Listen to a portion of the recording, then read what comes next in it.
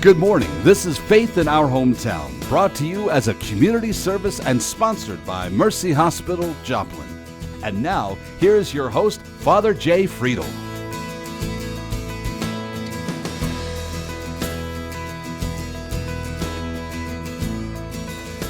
Good morning, everyone. Thanks for joining us for another Sunday morning at Faith in Our Hometown. We're glad you tuned in this morning. I hope that in the last few weeks we've been talking about different issues surrounding where we are as people who are concerned about our brothers and sisters, and especially we've been talking about our brothers and sisters of color and how that happens. I also never want to be accused of bashing on our public servants, because I think we got some phenomenal public servants here in Joplin, and our police force is among them. So I've invited Sloan Rowland, who is our police chief, here this morning to talk a little bit about where we are as a city of Joplin and how the police feel we are in terms of race relations and how we treat each other and those kinds of things. And we're just going to give everybody a chance to talk about that from another angle, because I certainly don't want to look like I'm beating up on our own police force, because I really don't have much of a reason to, from what I can tell so far. But we're going to be right back after this Mercy Minute with Sloan Rowland, our police chief. So don't go away. We'll be right back after this Mercy Minute. Hi, I'm Karen Brown. Last year, my sister was diagnosed with ovarian stage 3C cancer in her early 40s. As a mother of two beautiful children, I didn't think twice about undergoing genetic testing here at Mercy. Even though I have grandparents and an uncle battle cancer, seeing a genetic counselor wasn't something that ever crossed my mind until my sister's results showed that she was BRCA2 positive. We've come a long way, especially in about the last 5 years. Genetic testing can pinpoint the cancers that you are at highest risk for in order to detect them earlier, or if possible, prevent them. My genetic counselor at Mercy, Robin, took note of my family health history and answered all of my questions. She even suggested my brother get tested. Robin said if he tested positive, he may be more likely to be diagnosed with pancreatic cancer, and that is what I lost my uncle to. There are many other types of cancer that are also possibly hereditary, such as colorectal cancers, pancreatic cancers. I honestly was prepared to hear that I was positive, but indeed I was negative. And what a huge relief that was, not only to me, but to my family, to know I wasn't at a great risk of developing breast or ovarian cancer. Diet, lifestyle choices such as smoking or drinking all contribute to our risk for cancer. Genetic testing is taking just kind of one piece of that. Talk to your primary care doctor or your OBGYN and ask for a referral to a genetic counselor.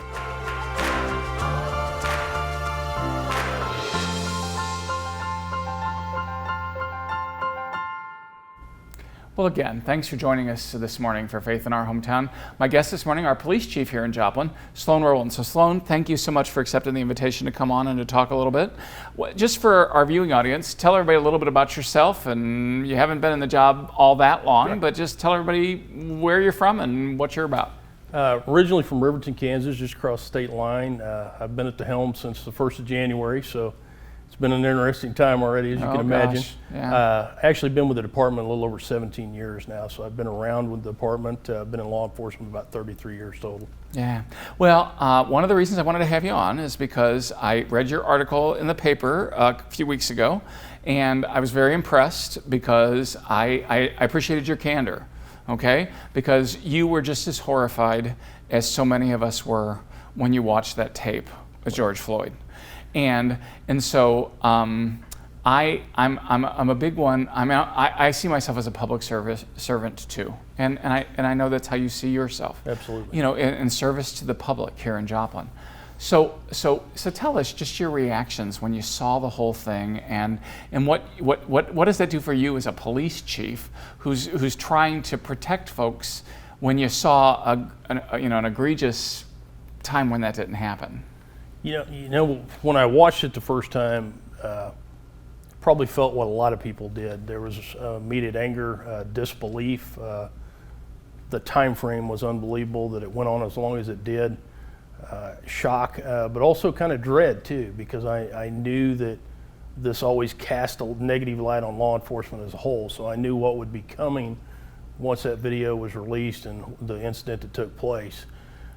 You know, usually as a police department, we try to stay apolitical. We try to stay out of the press and not render opinions, but I think there are certain things in life that cross lines that you have to speak out about, and this was definitely one of those. So I felt the need on the behalf of the department to speak out and say this doesn't represent us as a department. This doesn't represent our ethics, our behavior, our training, anything. So I felt the need to ensure that our citizens knew we didn't agree with that, and we found it as offensive as they did. Well, and I'm glad, and I was glad to see you take the stance, because sometimes we have to try to be that strong, silent, kind of like just stay in the background kind of thing, and I'm glad you didn't.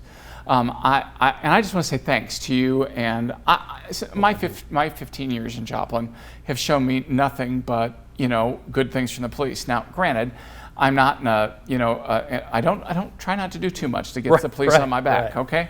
But having said that, I've just had a great relationship with any of the officers that I've known and things like that, and I think that that's the attitude of most people in the community. And I also will tell you, as somebody, a public servant, when one of my wicked stepbrothers screws up, as a priest, it's in the papers and does that. Sometimes folks aren't worthy of the trust that's placed in them. It's just that simple. Sometimes people aren't worthy of the trust that we're given, and that always needs to be reacted to. But I just wanted to say thanks to all of you for what you do, and I was grateful for that. So let's talk about this for a second. Let's frame this in a way. So how does this keep happening? I mean, every time it happens, I'm just like, not again.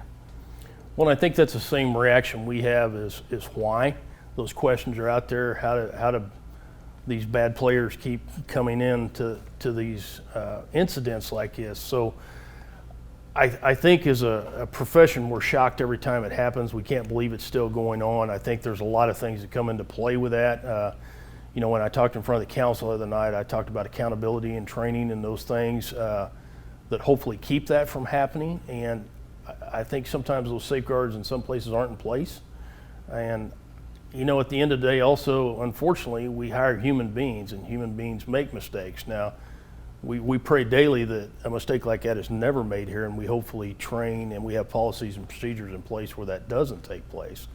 But occasionally that happens, and when it does, it throws a bad pale on every one of us. We all wear that tarnished badge at that point, whether we want to or not. Yeah, and again, I have a lot of sympathy for you. Because I just know that, again, when anybody in any profession, when one of our own steps out and does something that's not worthy of the trust that was placed in them, it becomes a real problem for us. We kind of all own it in a way that probably isn't fair, but we still own it because it's one of us.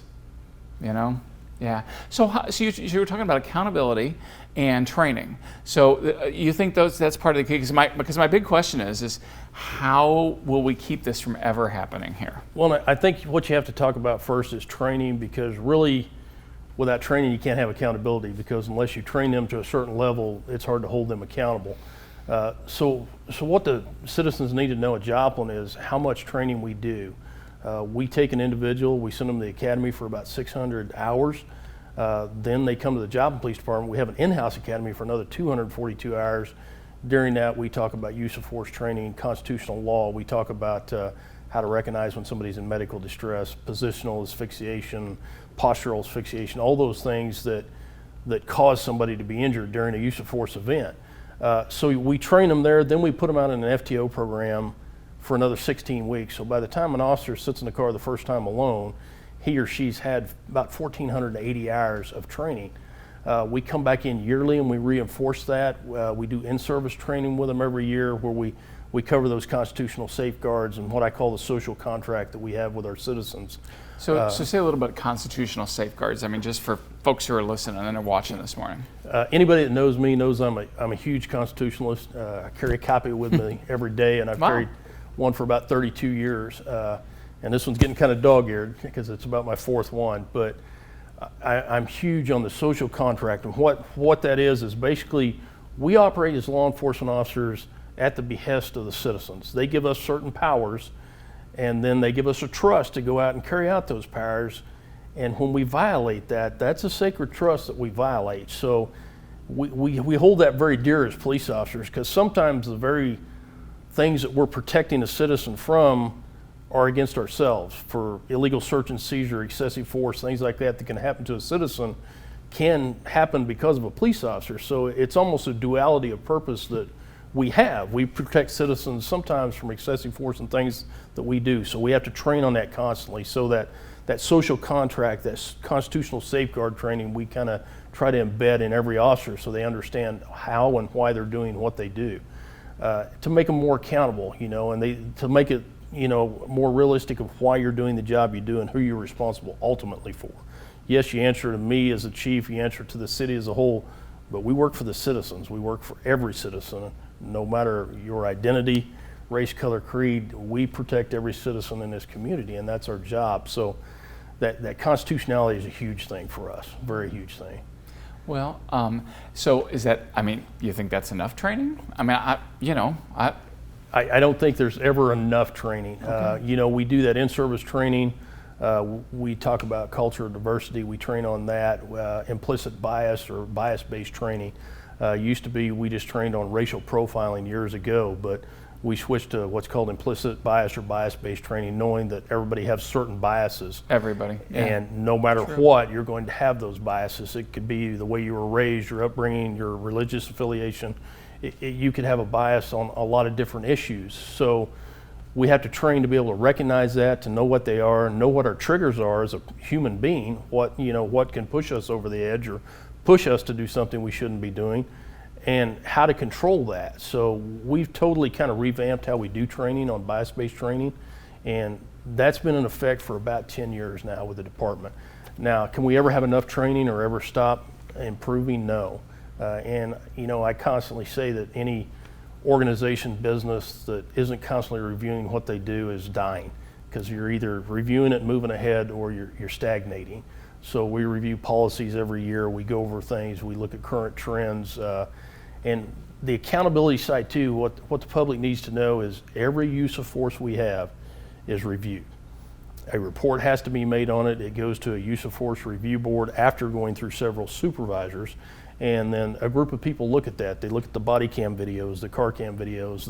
They pull the reports, the use of force reports, incident reports, and that's all reviewed. So that immediately is looked at just from a use of force standpoint. And then any complaint that we get is investigated by policy. Anything that comes in from a citizen or internal side, because a lot of our complaints are generated internally. When we see something wrong or look at something that may not be right, then we start an investigation ourselves. We try to police ourselves as much as we can. So there's a lot of accountability and control, and I know that's a long way to answer your question. No, there's probably never enough training. Well, so let's bring this back around and home with that, though. It's good to think about those two aspects, but we've also got, how does it get so out of whack in other places?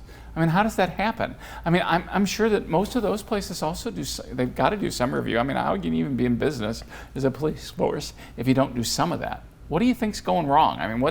Where do the bad apples come in, or what happens? I think a lot of times things are in place to sometimes protect employees a little too much at certain locations, where at times bad officers are kept when they shouldn't be.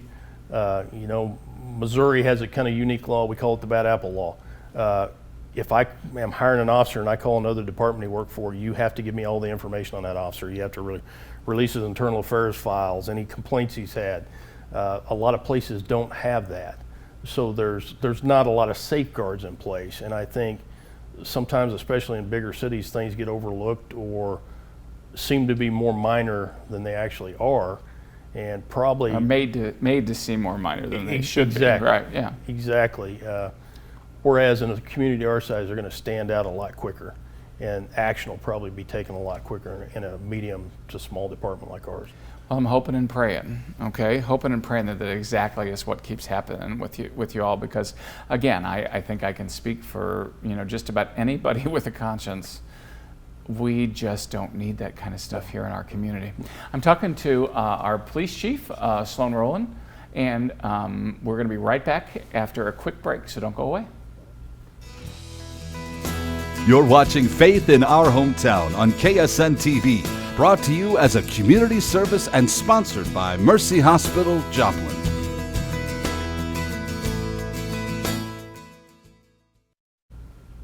So my guest this morning again, our police chief here in the city of Joplin, Sloan Rowland. And again, Sloan, thank you so much, Chief, for being with us. I appreciate that. So we were talking about bad apples and, the bad apple law, that you got to do some of those things, in terms of, kind of vetting your people and making sure that if you're hiring somebody, right, that you got somebody decent. You've been here for 10 years, and I'm not expecting you to name names or anything, but you sound like you have confidence in our law enforcement people here in town. I do. I can tell you there is a phenomenal bunch of men and women that work for the Joplin Police Department, and they go out and do a great job for our citizens every single day. And like I said, we're human beings. We're going to make mistakes occasionally, but when we do, we take ownership of that. I think if you know anything about the department and you look at our past, we're pretty transparent. We put it out there, and when we make a mistake, we take ownership of it, and we try to tell people, hey, we made a mistake and this is what we did. But it's a good bunch of people. They do a good job for us. We screen them pretty well as best we can before we ever hire them, and continue that process as it goes through. So I think there's some safeguards in place that get us the good quality people that we have. Good.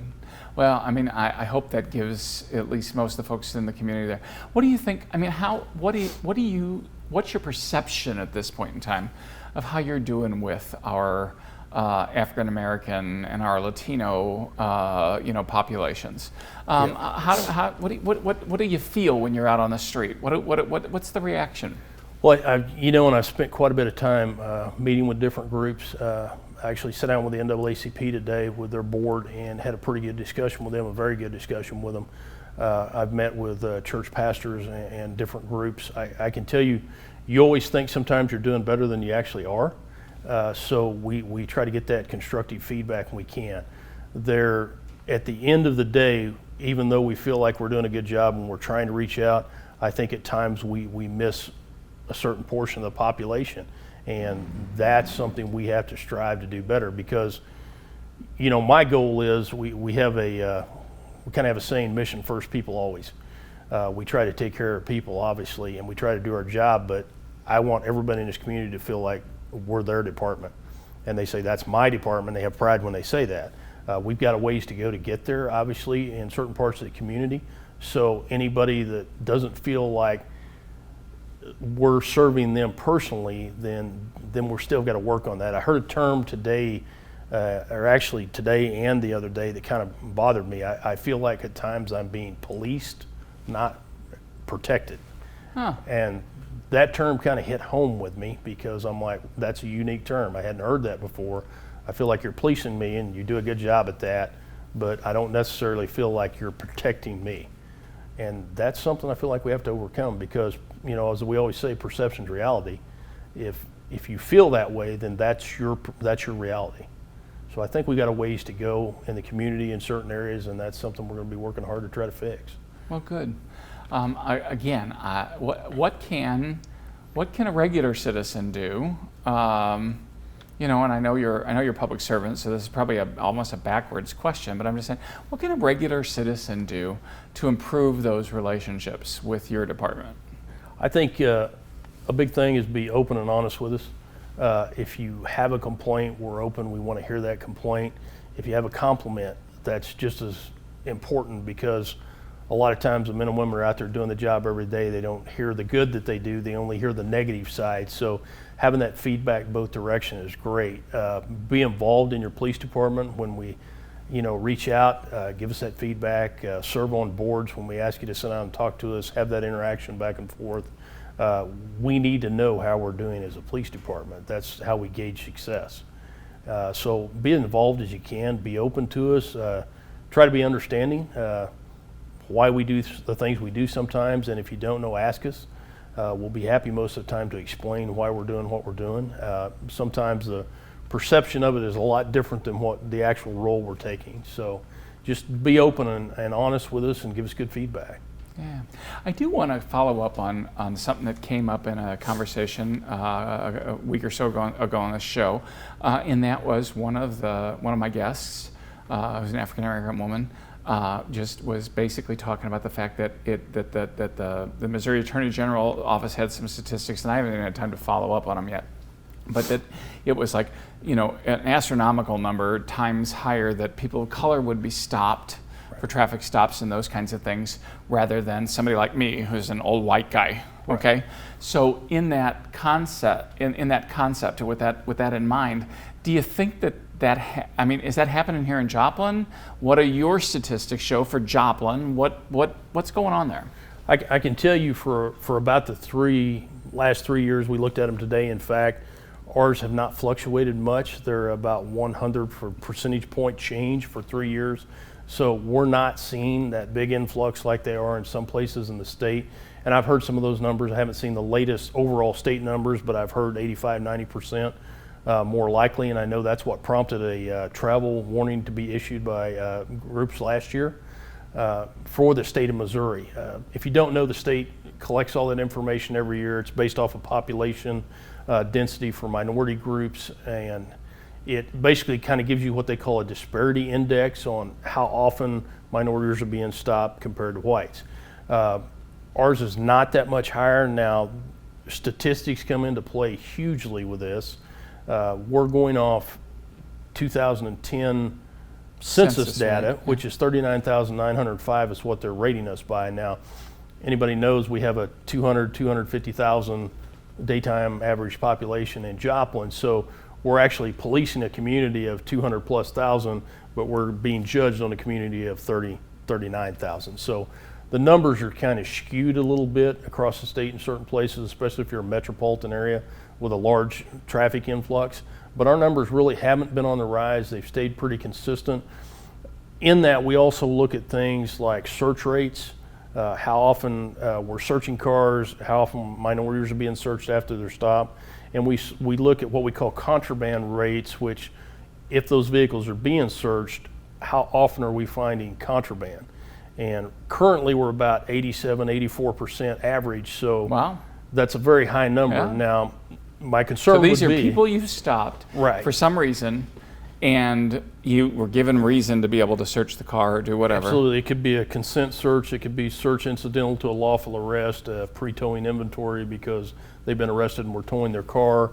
For a variety of reasons. My concern would be if you see a high number of stops or a high number of searches with a low number of contraband, are those warranted searches? So if you're down in the 40 or 50%, but you're only finding contraband, that gives me pause for concern. You're doing too many searches? Exactly. You're searching cars that may not have necessarily needed to be searched. And we're not seeing that in Joplin. We're not seeing what some people call pretextual stops. Stops like for tag light violations or something very minor, a third brake light out, that would give you a pretext to stop a car. We don't see that in Joplin, so there's a lot of those things you're seeing around the state that they're complaining about and that the numbers are high on, that we're not seeing that as much here. So just in terms of percentages, do you have this in your head of, I mean, is there a large disparity between stopping minority folks, Latino, black folks, rather than white folks? Do you have a big disparity with that? There is not a huge disparity. They do a disparity index, and I think ours is about 2.29. So it's not, it's not a huge amount, and we watch that yearly to find out, is this an area for concern? We discussed that with the NAACP, explaining, hey, these are the stats for this year, and we go over that as a group to try to get input on that. We also look at any complaints we've had within the department to see if there's a trend. We look for things that alert certain things. Internally, we'll get alerts. Though if an officer has too many accidents, too many uses of forces, a racial complaint's a zero tolerance, so any racial complaint will get you investigated. So we look at that internal data too and try to put all that together to kind of get an overall picture of, do we have a problem with profiling? Do we have a problem with unwarranted stops and things like that? And we're not seeing that as a whole in Joplin, I can tell you. Yeah. Well, again, these are things that, I got to just admit, I don't worry about too much for myself because I am who I am in Joplin, Missouri. And I know I'm a person of privilege. I know I'm a person who's respected in the community. I know that. I mean, it's just, I just don't, that's never a concern for me, but it bothers me sometimes when I sit and think, gosh, if I'd been born with a different skin color or born in a different area or those kinds of things, would I have something to worry about living in a town like Joplin? And I just think we got to continue to ask those questions so that all the members of the community, whoever they are, feel safe. Well, absolutely, and I think that goes back to the engagement we've been talking about, because when we're talking about perceptions reality, if you're a person of color in anywhere and you feel that you're being targeted, you're being profiled, then that is your reality. So it's one thing we have to work on as a group. If that's your perception, then that will be your reality. So that's the more we can do to break that down, the better off we're going to be. We got 1 minute. Is there anything you, as the police chief of our area here, want to say to our viewers? Absolutely. We'll go back to the Constitution for a minute, because we've had a lot of questions about demonstration, protests, things like that. The Joplin Police Department founds everything we do in the Constitution. So you always have the right to protest. You always have the right for your voice to be heard, and we're there to protect you no matter what. That's our job overall. We try to stay apolitical as we can, to stay out of a lot of stuff. We speak out when it's necessary, but other than that, we're always going to be there to take care of our community and do what needs to be done. Yeah. So, well, I hope that all the members of our community, those of color, those of us with a little less, can all at least feel protected by our Joplin Police. So thank you for the work that you do. We're going to be right back after this Mercy Minute, so don't go away. A new baby changes the world and each of us. The Sisters of Mercy devoted themselves to offering exceptional maternity and delivery care, training generations of nurses to do the same. Mercy continues to answer the same call, to not only care for your baby, but to cherish them too. Mercy, in every era, your life is our life's work. Learn why we serve at mercy.net/legacy.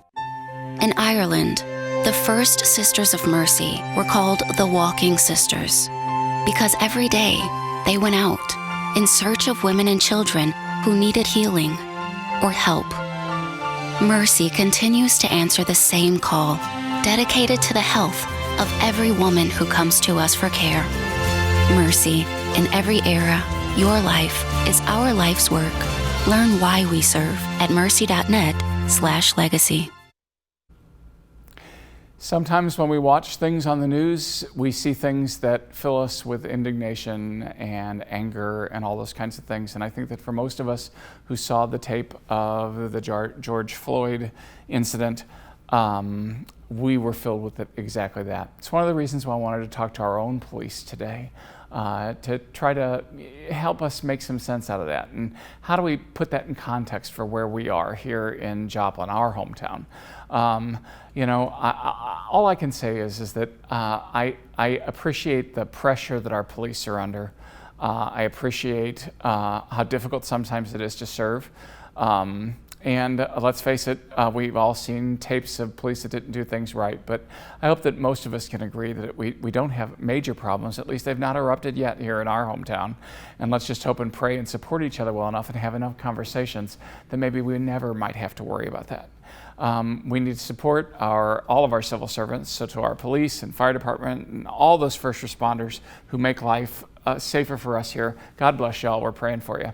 So have a great Sunday morning. Join us again next week for Faith in Our Hometown. Thanks for watching. Faith in Our Hometown can be seen Sunday mornings at 6:30 and 9 a.m. on KSN. Brought to you as a community service and sponsored by Mercy Hospital, Joplin.